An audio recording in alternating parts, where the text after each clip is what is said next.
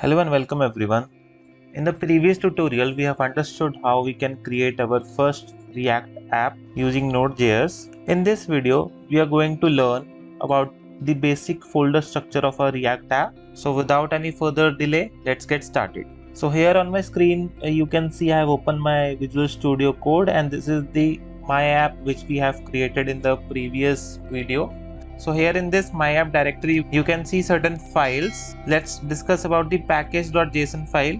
Package.json file contains the metadata about your project and lists all the dependencies required by your application. Here you can see in this file, we can see certain dependencies, and as we created our React app using the create React app command, React DOM, React scripts are installed. So these are the dependencies of this project. It also includes scripts for starting your development server, building the project or running the task. So here you can see the scripts section also, which includes start command, build, and the test, even eject is there. So this is package.json file.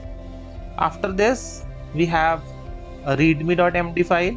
So like this file usually contains the instruction on how to set up and run your application along with any other relevant information for the developers. So we are not going to spend too much time on discussing the readme file. Then we also have the gitignore file. So at base level, this file specifies which files and directories should be ignored by the Git. So typically this includes the directories like node modules and files generated during the build process to keep your repository clean.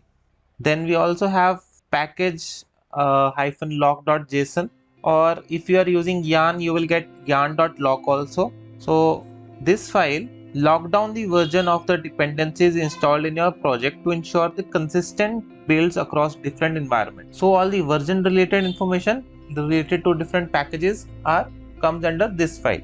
Now quickly jump to the main files. We can also see the folder node-modules.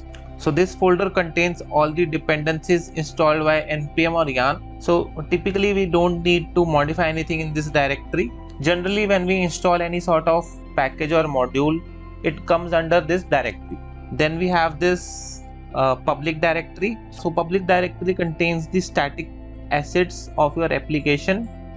Like here you can see the favicon.ico file, index.html.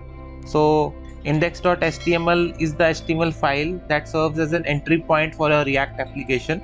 Then we also can see certain assets like logo images and manifest.json file, which we will discuss later on in this tutorial.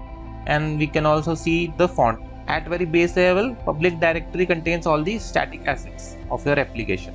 Then let's discuss about the source directory, or you can also refer it as src directory.